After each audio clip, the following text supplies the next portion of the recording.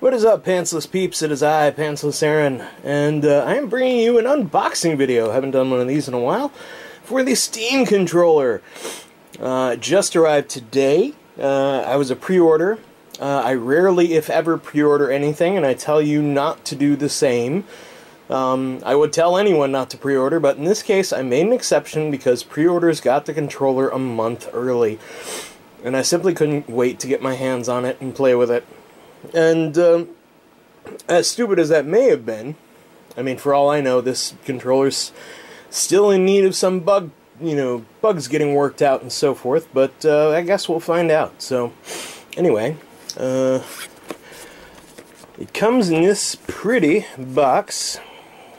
Got a neat blurb on the back. Play all your Steam games from your couch. You know, I could pretty much do that already with a 360 controller in big picture mode, but, you know, there you have it. So, anyway, give me a second and I'll figure out how to, well, focus. Hello, there we go. Give me a second and I'll figure out how to get this thing opened up so we can get at it.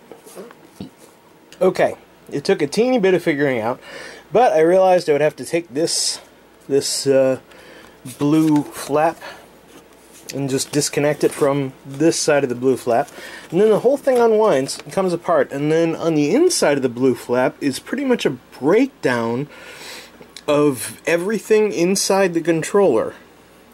It's almost like you would see in a technical manual, which is really cool.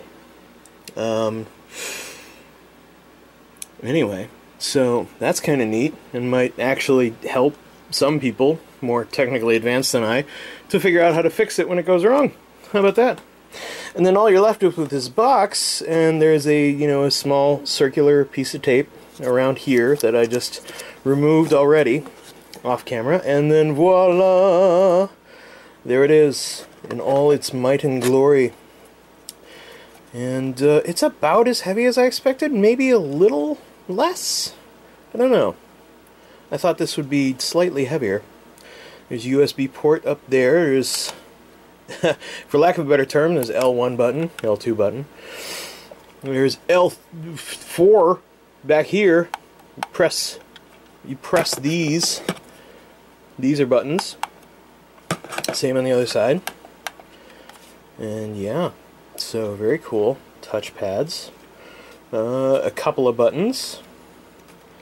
Select and start. Don't know what else to call them. And then more standard face buttons and the trackpad, and then the analog stick. So you've basically got all of your controls covered. And then there's this actual Duracell batteries. Check that out. The reason I'm kind of blown away by this is usually when you get new tech that has batteries included with it, they're like the most third-party, the most bass-ackwards, batteries in existence. Like Helmer's AA Battery Factory batteries. Anyway. So, and there's a USB. One assumes that you connect the Steam controller entirely wirelessly, which I am cool with. And let's see what's underneath here. A quick start guide here. Has instructions on how to get Moseying with your new controller. Instructions for full controller experience. Log into Steam to download Steam. I'm pretty sure most people who have one of these already did that, but maybe there is a person out there who does not have Steam, but went, I want a controller that's powered by hot, gaseous water. And there is an adapter in here, which allows you to use a longer cord for wireless purposes. And there it is. One assumes that the cord is behind this. Yep, I can feel it already. Yeah, well, it's in there. There's the cord. It's in there. And it's coming out. Almost got it. There we go. So you can extend the wirelessness, if that's such a thing, of your Steam controller with that. And then there's the product guide, which no one has ever read in the history of anything. Alright, so that's it. That's everything. No chance to take this baby for a test run. Alright, I want to talk about this for a second because this is kind of cool. Like the Ouya, the batteries are placed directly into the controller, but the way Valve has this set up is pretty awesome. You remember those back buttons that I was telling you about? They're actually part of a panel that opens up. There's a switch down here, and it literally pops this panel open, and then you can just pull it out, and there's the basin where the buttons go. Or, I mean, the batteries go. Now, I am just kind of amazed by this, because I'm like, how do the buttons work then? Like, it boggles my mind. Like, does this button just press down this panel in such a way that it pushes one of these two? I have no idea. It could be. I don't know. Anyway, so another cool thing, the batteries, you put them in the sides, the handles, just like the Ouya controller, and then you push this part in, and it snaps into place, and this piece comes down. And I didn't realize it at first. I'm like, does it just hold the battery in? No. If you want to inject that battery, you then push this up, and the battery pops right out. I think it's brilliant.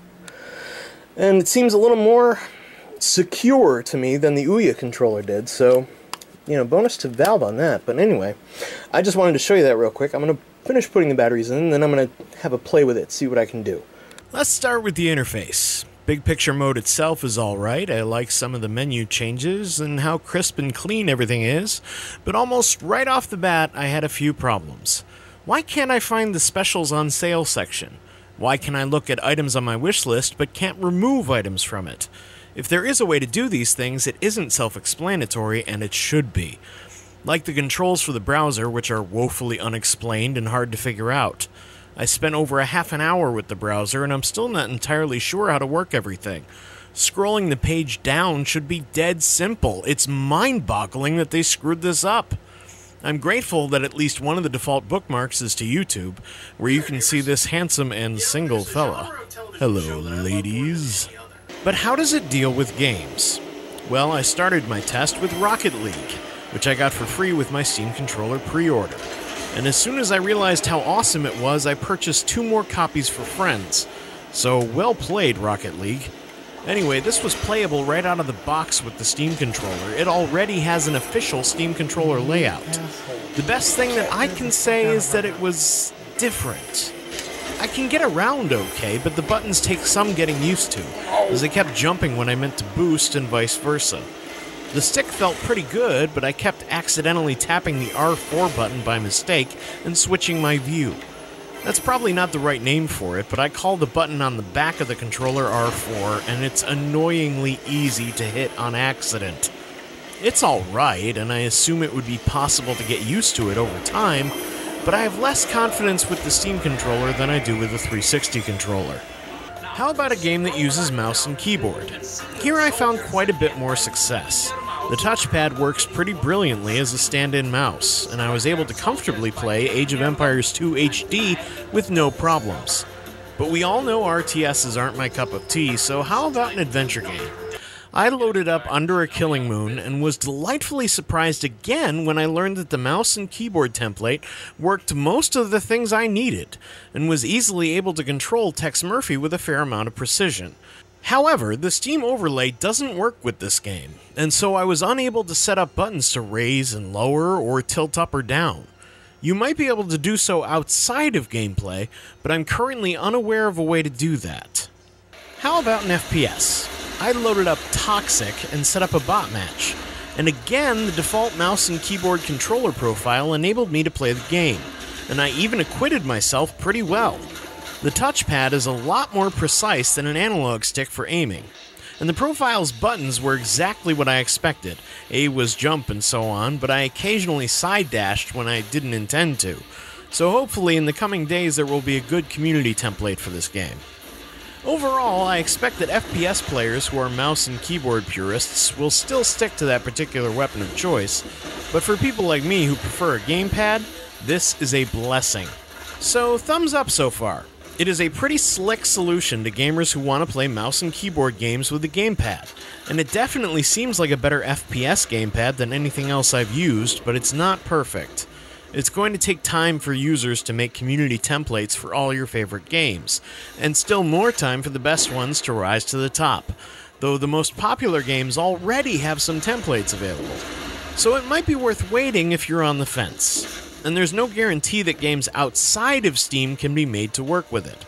So consider this a hesitant recommendation. I like it, and I'll enjoy looking for ways to use it on games that don't traditionally use a gamepad, and it may be my gamepad for all FPSs from now on. But I can't say that this is for everyone. Thank you for watching, and I'll catch you guys next time.